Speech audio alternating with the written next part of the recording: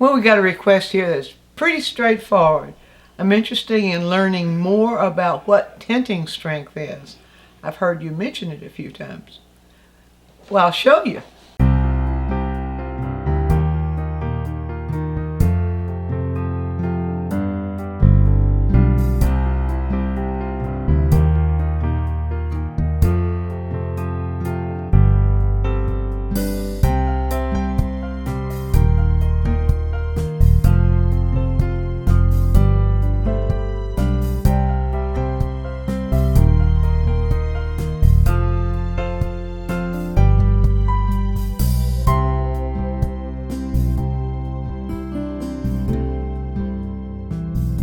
Tinting strength is one of those things that kind of gets ignored when we're teaching paint. You know, some things we kind of tend to take for granted sometimes.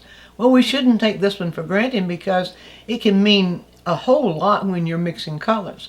So the tinting strength means the amount of one color that it takes to change another color. Well, it's going to vary. You may have two colors that are the same pretty much in hue, and yet it's going to take different amounts of one to change another color than it would of the other. So even though the tinting strength is sometimes mentioned or listed on the back of a tube of paint, it's better if you have the experience of it so that you know what to expect and how much to reach for when you're using one color to change another color. Now, tinting strength is not unique to oil paint. We have the same problem of tinting strength with acrylics, watercolor, gouache. Any material where we're dealing with, you might say we're dealing with a wet or a liquid material, sort of liquid, whatever you consider oil, and watercolor as they come out of the tube.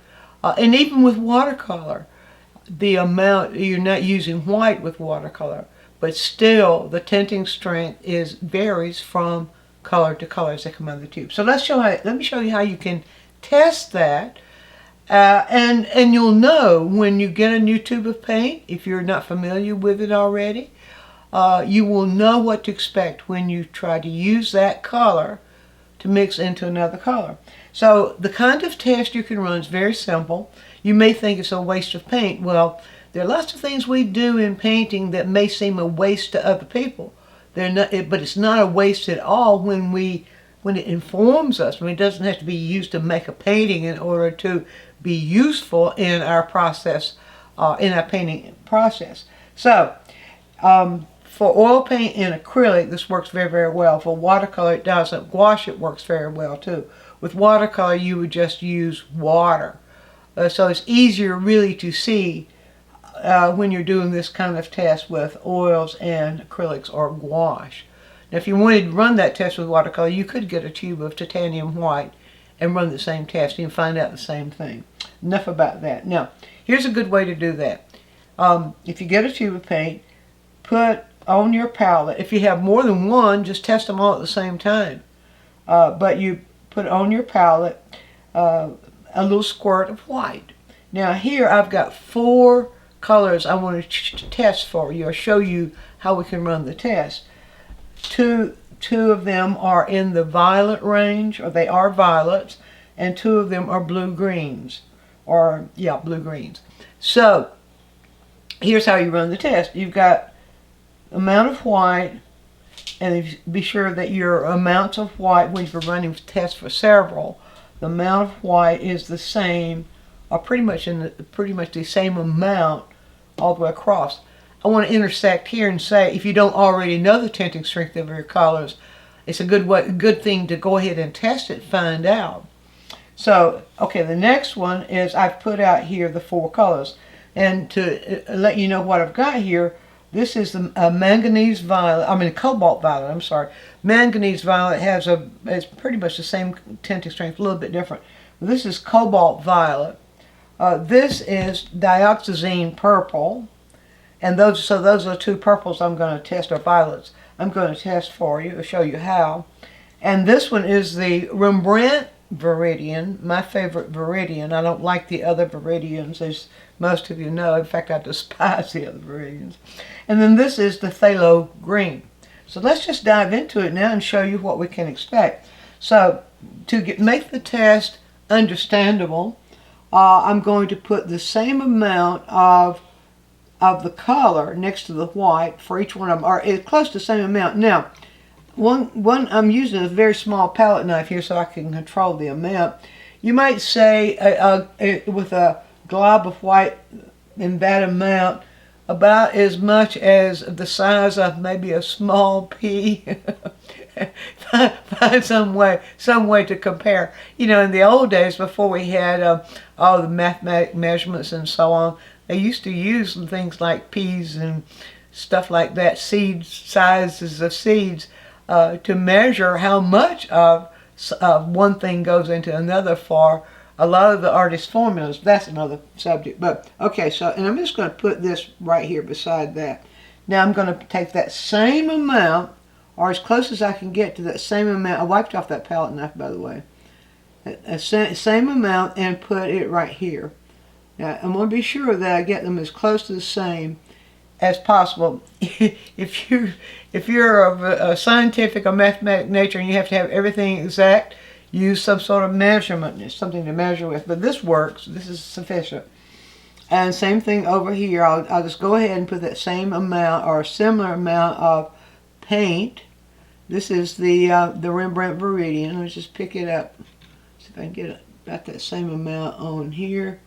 I may need just to add a tiny bit more there, maybe. And then let's pick up the same amount of phthalo green. And so now the reason for doing this is so that you can compare the tinting strength. And I think you're seeing here the differences in these may drive home the point just a little bit more. Now, what's important with these for our test, this is a test we're doing. Important is that these two are pretty much the same amount, and these two are pretty much the same amount. And I do want to think maybe a tiny bit more of that to a Viridian in this pile. Now that I see them visually side by side. Okay. Now, so that's the first thing. Now, let's compare. So I'll get my bigger palette knife because it's better to mix with. And I'm just going to pull all of this into the white, in the pile of white here, and see what the mixture turns out to be. You saw how much I put in there. Now remember, this is cobalt violet, and are you surprised? It looked like I had a good bit of that dark color in there. Are you surprised at how light it turns out to be? All right. Now we're going to do the other violet. The other one is dioxazine purple, and let's do the same thing in this one. Same amount of white. And do you see already what we mean by tinting strength? Get that good and mixed so I'm not misleading you here. Be sure all that white's mixed in it. Really, really good so I'm not misleading. I'm just going to take little paint brush splotches and show you their side-by-side difference on the canvas if you were using them side-by-side. So there's our mixtures of the cobalt violet. And by the way, that cobalt violet is made by Gamlin, but as far as I know, the cobalt violet stays pretty consistent from manufacturer to manufacturer. It may vary just a bit in hue, but because it's of its composition, its tinting strength is going to be relatively the same. And so then we'll put beside it the mixture created from dioxazine purple, and look at there at the difference. Now that's the same amount. That's what we mean by tinting strength. It's the same amount as you saw.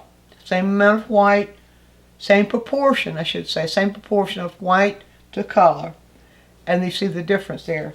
Now you'll find out that all your colors have their own unique tinting strengths. So if you know what that tinting strength is, then it's you make better decisions about how much of one color it's going to take to mix into another color when you're trying to use it to change another color. All right, now let's do the other two. So now we've got the Rembrandt Viridian right here, and we'll just pull those two together. This will also allow us to compare the tinting strengths of all these colors, are the ones I'm working with here. But it's a really interesting study, and especially if you make it as a project. It's a good rainy Saturday project to pull out all the colors that you use most often and check out their tinting strength. And get a tube of white for this kind of project. A tube of one of the lesser expensive tubes of white, something like the 1980 Gamlin brand or the Winton oil. One of those less expensive brands of white paint would be good to test this out, because it's going to be the same all the way through. I mean, the effect, although you will find that on some of those lesser brands of all the colors, their tinting strength is not going to be quite as strong as the more expensive brands, because the more expensive brands have more pigment and more refined pigment, the process itself. So the more pigment the paint has in it, then that's going to also affect the tinting strength. All right, so there you see. I'll wait. And you see already we can tell the tinting strength of Viridian is even stronger than cobalt blue. Cobalt violet. Cobalt violet is a very weak tinting strength as compared, as you can see already. Now let's just see what phthalo green is going to do. You'll find that the hues of these are very similar. To what degree the purple will lean towards blue or towards red. Both the cobalt violet and the dioxazine purple, the hues are very similar, but you see there's the difference. Now let's talk. The same thing is true with phthalo green and Viridian. So let's just pull those together now. And see what we got here. And got ourselves another strong one.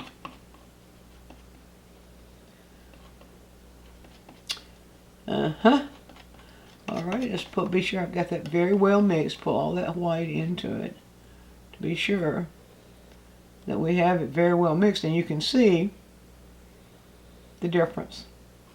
That phthalo green has a much stronger tinting strength. But you can also see how close they are in hue. So let's do that. Let's make that comparison on the canvas here, so that you can see how they brush on. And so you can see there is the Viridian hue. And when you're doing this sort of test, always rinse out your brushes really, really good. You got to control. It's kind of like I hear people talk about scientific experiments. Everything's got to be controlled. Everything has got to be consistent, or your test is not going to come out true. All right, so now we will put our phthalo green mixture, brush it beside there, and here it is. There you go. Okay, so that shows you, that gives you the information. And when you do those, the thing that's important, people forget, and this is what they forget in this AI business too, the human experience. The human has the experience of doing something. So you can get a computer to figure that out for you, but it won't be your experience. And because it's not your experience, you will have the intellectual knowledge, but you won't have the experience knowledge. And so when you start to actually mix those colors for painting, you may or may not have the muscle memory or the experiential memory that will enable you to get it right. A couple of other things I wanted to call your attention to, and that is that you can see now why I find the Rembrandt Viridian a really good substitute for the phthalo green. They are really the exact hue, meaning they're the same blue-green. Green that leans towards blue. A cobalt violet, we can show you. Let's just put, I'll just put a little bit of the unmixed version of cobalt violet right here and show you. Cobalt violet tends to be a little bit redder in hue. You see this right there. It tends to be a little bit redder in hue than dioxazine purple does. And so those kinds of things you need to know. In fact, in the next quick tip, I'm going to teach you how to notice that sort of thing too. But anyway, so that's it. So I think you will find if you take yourself through, just do this experiment where you discover by experience what the tinting strength actually does. And then when you're in the process of mixing, you remember that. And if your mixtures go wonky, sometimes it's simply because the tinting strength wasn't what you expected it to be, or you expected it to be the equal tinting strength of whatever color you're mixing it into. Let me say one more thing about that, and that is, suppose, say you are mixing phthalo green into cadmium yellow light or Hansa yellow light. And when you mix it in there, you're expecting to be able to use an equal amount of both those colors in order to get the yellow green you want, but you may not, because the phthalo green is so much stronger. You may need a whole lot more of that yellow to the amount of green to get the kind of yellow green that you're aiming for. Whereas if you're using the Rembrandt Viridian, you won't need quite the same amount as you would if you were using phthalo green. So you can see why knowing the tinting strength can really simplify things for you and make you a smarter painter. Be sure to view all of our quick tips. And while you're doing so, subscribe to the channel, click on the bell so you'll always get a notice when we produce a new quick tip, which is every week. And if you have a question, leave it in the comments section and we'll make a quick tip for you. Also, take a trip over to DianneMize.com where I have full-length lessons, downloads, DVDs, lots of other stuff there, some free stuff for you. And while you're there, you can subscribe to the newsletter, and that way you'll always be informed every time we do something new.